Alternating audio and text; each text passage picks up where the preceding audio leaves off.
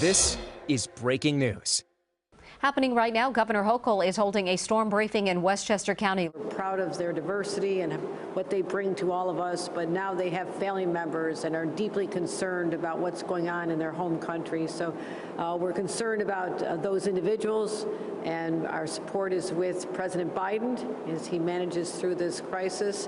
And also remind everyone that we are on heightened alert with respect to cybersecurity and our own defenses. We had a meeting with our commissioners over the weekend. We had another announcement with Mayor Adams to announce a joint security operations center to address the threats and to deal with any incidents as they occur.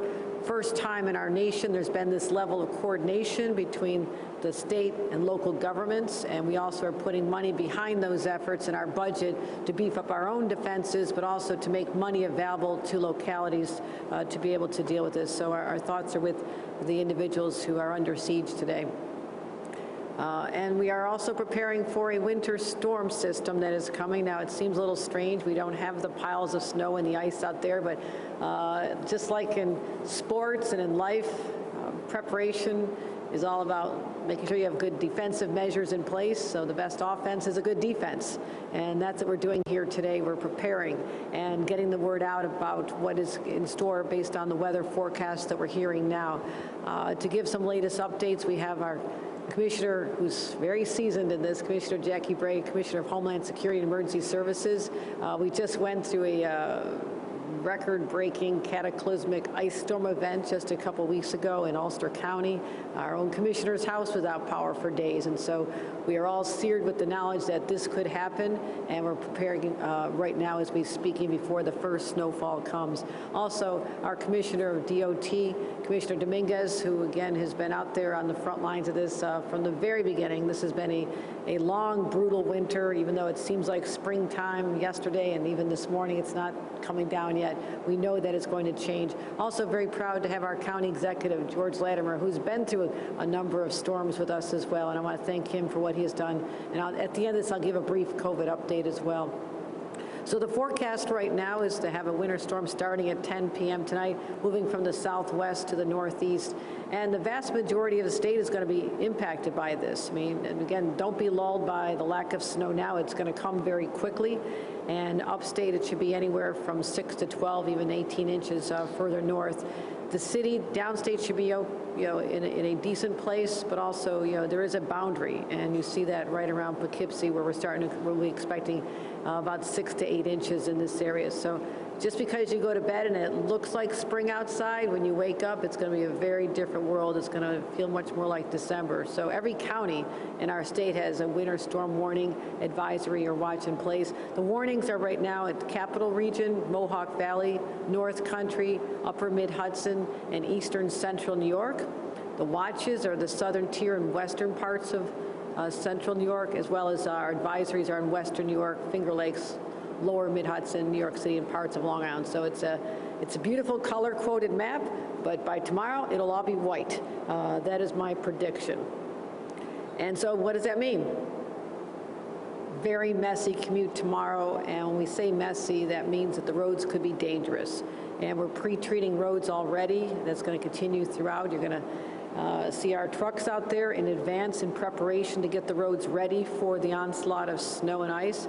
And our advice is, when you wake up, if you can work remotely, if you can stay off the roads, that allows us to keep the roads clear. If you must drive, please take it slow and easy. And again, anticipation, preparation is how we get through these storms, is having people on the ground before the snow falls, and that's why we've deployed already 5,500 power line men and women from utility companies who are standing ready to support our efforts. We'll let our commissioners talk a little more about the storm, but I do want to talk about the fact that we have incredible resources. The DOT has its plow truck operators. The Thruway Authority has its plows ready to go. We're activating our emergency operations centers in Syracuse, Albany, and New York, as well as I mentioned, the utility workers. So with that, to give you a rundown, I'll call up Commissioner Jackie Bray, and then we'll hear from Commissioner Dominguez from the DOT. Thank you, Governor, and I want to thank you for your leadership in times of storm. We keep meeting like this but winter will be over soon, I'm sure. As the governor said, we've got a winter storm coming in late tonight. That storm, as she said, should start around 10 p.m. It's going to move from the southwest in New York City and then sweeping northeast. By 1 a.m., we expect winter precipitation in every single one of our counties. And this storm is going to be worst during the morning commute, during the sort of just after dawn hours and over the course of the morning commute. And so you might look out your window, you might look at the forecast today and say 6 inches, 8 inches, we know how to handle this. Yes, you do. But when that snow comes specifically during the commute, we need to make sure that you're taking and that we're all taking proper precautions. We expect the storm to move out by the end of the day Friday, and we expect relatively just seasonal temps this weekend and no new big snow over the course of next week. What we want New Yorkers to know and do: make a plan today before you go to sleep for what your tomorrow will look like. If you can work from home, work from home. If you can't work from home, leave plenty of time. Commissioner Dominguez is going to talk about the assets that we've deployed across the roads statewide, but our Emergency Operations Center is open. All of our warehouses are open. We've been in touch with all of our county executives and county emergency managers to make sure that they have what they need. We don't expect major power outages. We don't expect major ice or major wind. The real hazard here is tomorrow morning's commute. And so as New Yorkers, we know how to keep each other safe. Part of that is being prepared and making a plan tonight to avoid driving, if you can, during tomorrow morning's rush hour. And I just want to say thanks to all of the local and state employees who have been out already preparing and who will be out over the course of the next 48 hours. With that, Commissioner Dominguez. Good morning. It is really great to join you here this morning, Governor Hochul. It's not quite Friday, but given the season that we've had, it's almost Friday, and therefore we have a storm coming our way. It seems to be the trend this year that coming into a weekend, we're getting a good-sized storm. So I'll tell you personally, one of the really great things about Governor Hochul, one of the many great things about Governor Hochul, is that she's from Western New York, and no one really knows more about snow preparedness and snow prep than she does. So it's always great to have her insights on the team and literally teach us a thing or two about what to do. So Governor, New York State DOT is preparing and has prepared and is already out and executing on this storm. We have a robust operations plan in place, as I said, and we started 72 hours in advance of this storm. First and foremost, this snowstorm, as the governor mentioned, is really going to be impacting tomorrow morning's commuter. Anybody using the roadways tomorrow. So it is a work day, but if you don't have to travel, we want to make sure if you can work from home, please do so. Please try and avoid any unnecessary travel tomorrow, and that's statewide. I think that is the most critical thing. If you have the ability to work from home, please do so. Keep the roads clear for our plow operators. The fewer cars there are on the road, the easier it is for our plow operators to do their jobs. And you want them to do their jobs because we want to keep the roadways as safe as possible for anybody who truly has to be out there, including emergency personnel. DOT's assets are ready and deployed. We've shifted our resources around the state to make sure that we've got all the necessary folks in the right places.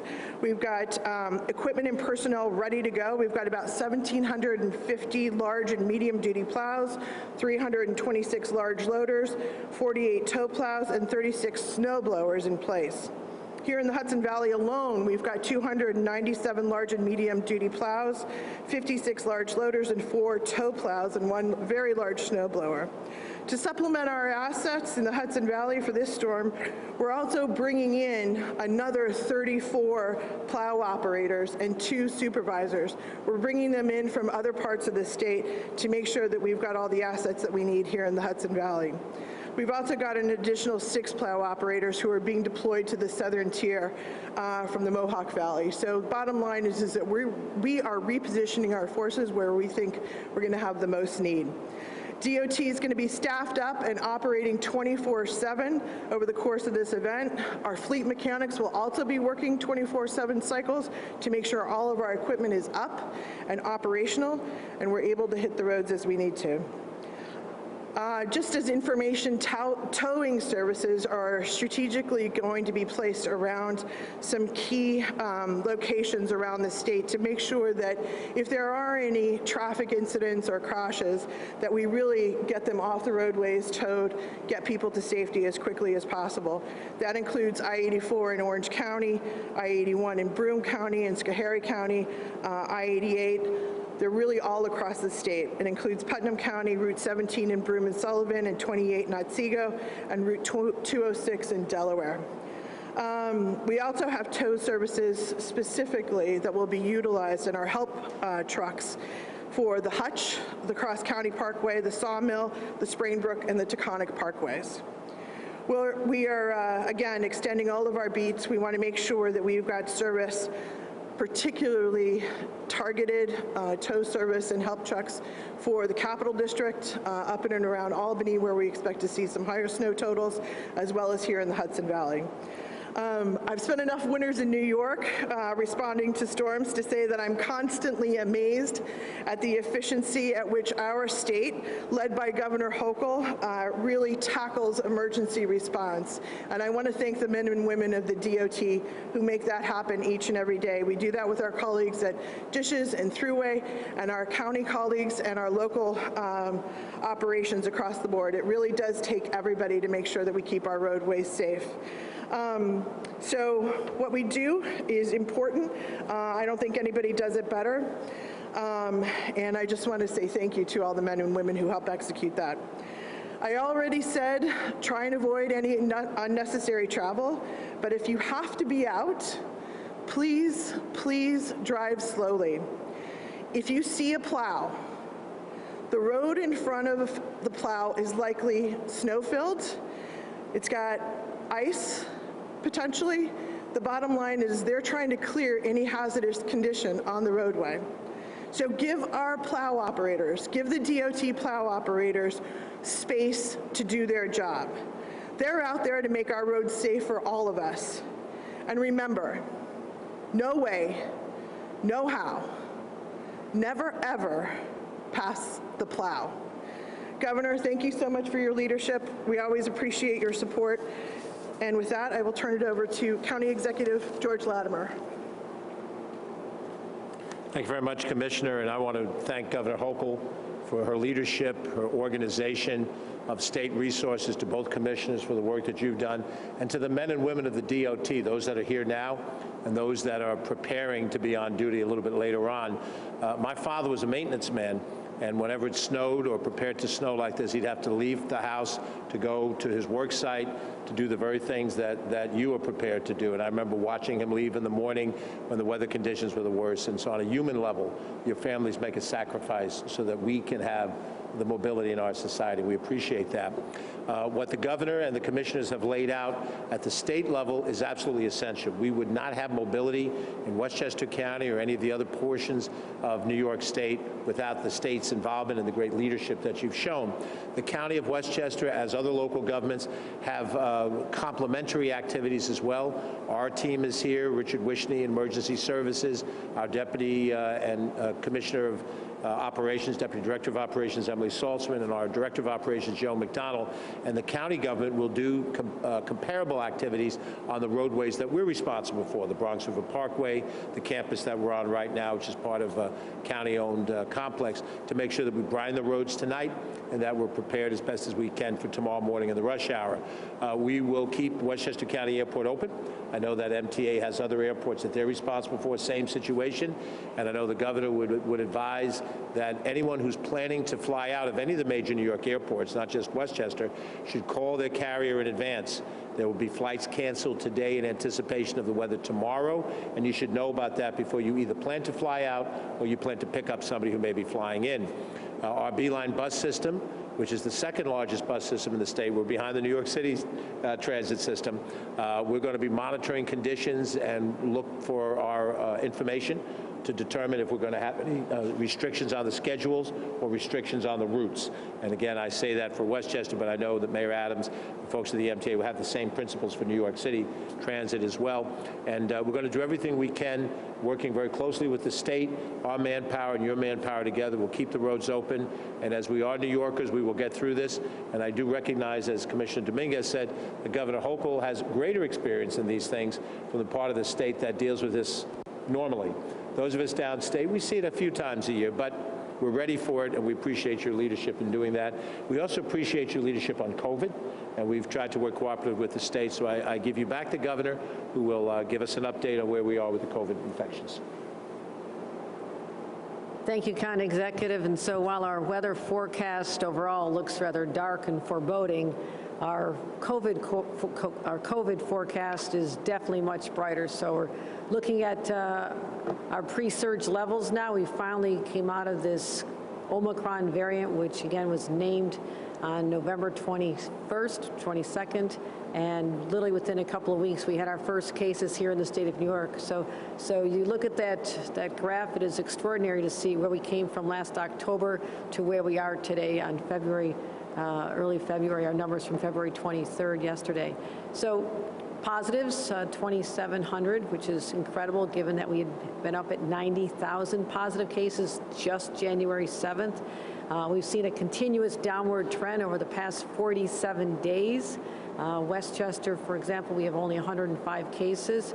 And, we've actually, something we're tracking as well, since we suspended our indoor mask requirements, mask or vaccination requirement, we've not seen an increase in cases, which is what we've been monitoring very closely. So that, again, is very good news. Statewide, the positivity is 2.1, again, down from a peak of 23% January 2nd.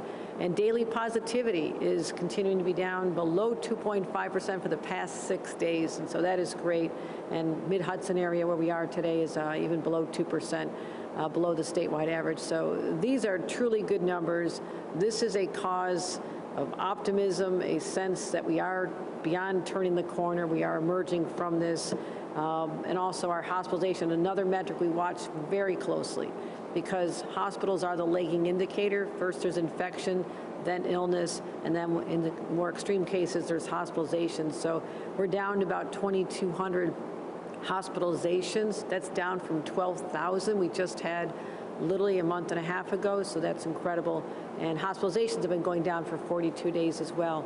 And we are still losing our fellow New Yorkers. We lost 31 individuals yesterday, and of course one is too many, so we keep those individuals and their families in our hearts and minds. So hospitalizations, again, another stress point that really showed the fracture in our system, that our healthcare system really came through a lot over the last 2 years, and then to be hit with Omicron over December and January, it was really hard. We lost a lot of individuals who left their profession, healthcare workers getting sick themselves, so we really were under a tremendous stress threat. As you all know, we had to take some extraordinary steps, and that was to identify the hardest hit areas, the ones that needed the most help, and those are areas we had to suspend elective surgeries and to have a flex and surge capacity that we're now coming out of. So the great news is all of our hospitals are off the list to have to pause those non-elective surgeries and procedures. So I want to thank all the hospitals who had to go through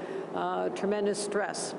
They were there with us, constant engagement by myself and my team with our hospitals throughout the state, and now you can see that our hospitalizations are trending down in a great, the red being the statewide numbers, a much better place than we had been just a short time ago, and that's just a stark reminder of what this state and all of our communities had to go through just in very recent time. And vaccinations. This has always been our key to come out of this pandemic and save millions of lives nationwide. And we're going to continue promoting vaccinations. I mean, there is no reason why every New Yorker does not get a vaccination and get boosted, because even when you hear the cases now of people contracting the virus, the symptoms are very minor. It is just dealing with a cold or a flu for a few days, nowhere near what it would have been if we weren't boosted. So I'm proud of the fact that because of our nonstop promotions and talking about this and having New Yorkers who listen to us, we are #1 among the large states for a fully vaccinated total population. We're #1 among large states for fully vaccinated 12 to 17-year-olds, something we've been pushing very intently. And we're #2 in the nation for large states for the category of 5 to 11-year-olds being fully vaccinated. I believe we can get to #1. We can continue to push that. But right now we have nearly a third of that age group. But here's what we can do. Parents whose children are on break, they're here. There's plenty of vaccination sites. It's easy to find. And if you can just take that extra step of getting your children vaccinated, or if they're already fully vaccinated, let them get the boosted, the extra fortification that they have just in case we have to go through this again. So again, our #1s are a source of pride for us. We didn't do it alone. We did it with the help of a lot of New Yorkers who heard the call, understood what they're doing is not just protecting their own health, but the health of their families and their loved ones. So great success there on the vaccinations. And also testing. We're still pushing out the test kits. You know, we amassed over 92 million test kits at a time when many states were scrambling. And we knew that this is a way that if people could find out whether or not they're positive, if they're positive, they self-quarantine, they keep themselves isolated from others, so it's how we stop the spread. And we also knew that this was an important key to keeping our schools open as well. As everyone has heard, for literally 6 months, I've been on the job 6 months today. On that first day, I said we need to ensure that we have an end to remote learning, that every child can be in a school, in a learning environment that is far more beneficial for them educationally, but also for their mental health, because we saw how hard hit our kids were having to learn remotely, the stress that was on the teachers, the stress that was on parents. And so in order to ameliorate that and give people the confidence that they can go into classrooms safely, that is when 6 months ago we instituted the school mask requirement. And as we're coming out of this winter break, I've said this for a number of weeks now, we're watching the numbers. And what I also am doing aggressively is getting out testing kits. We have over 20 million test kits that have already been distributed to schools. 4.8 million were sent to schools just before this most recent break. We're sending another 2 million out next week. So basically, when the kids come back from their breaks, and most of them are on break right now, when they come back, parents, please use those kits. Test your children Monday morning before they head into school. It doesn't take much time. It's not invasive. It's very simple. And then there's enough kits that have been distributed for you to test them again just in a couple of days, just in case they were exposed. If you took a vacation, you went to Florida, Disney World, and there may have been exposure there. So this is just one more way we can make sure that there's not been an increase. And we've seen a few times in past breaks there is an increase, but with more children vaccinated, we're in a much better place. And so we are prepared to stay on the same timeline that I've been laying out for a number of weeks now of what we're going to continue looking at as we make decisions on the school mask. Again, this will always be driven by the data that is in front of us, continuing to reduce the number of cases, the number of hospitalizations. The vaccinations are going up, as well as I said, I'm going to keep my eye on any global trends that are out there, because again, back in November, it seemed like it could be a safe time to start talking about loosening up some of the requirements, and that would have been the wrong decision at that time, given what we know now, looking in the rearview mirror, what happened with Omicron when we were just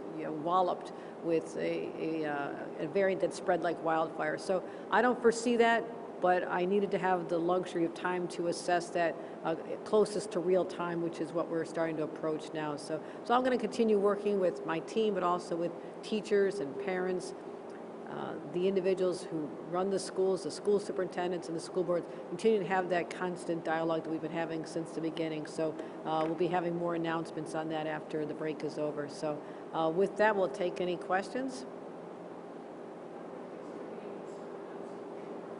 I'm sorry. That people will be complacent. They'll think that it's springtime, it can't be that bad. I need to get people mentally back into the fact that it is still winter and that people will be smart about this. And when there has not been snow on the roads, they can be very slick. Fresh snow falling during the night. People go out there and they think, well, it's not that bad. slippery roads, mean people end up in ditches or in collisions, and that is dangerous. That is why all of my partners here are asking people to assess whether or not you really need to leave in the morning, or can you just stay until the snow settles down. So I don't want people to get complacent and just say because it looks like spring now that this is still doesn't have the potential to be a very serious winter storm, and that's why we're here today. All right. Thank you, everybody, for coming out. And again, thank you to our DOT workers, our Thruway Authority workers, our emergency personnel, and our county partners, County Executive Latimer, for being on the front lines with us as we battle what I hope could be one of the final winter storms. And yes, they always seem to hit near weekends. And so let's try to break that trend and head into a beautiful spring before long. Thank you, everyone.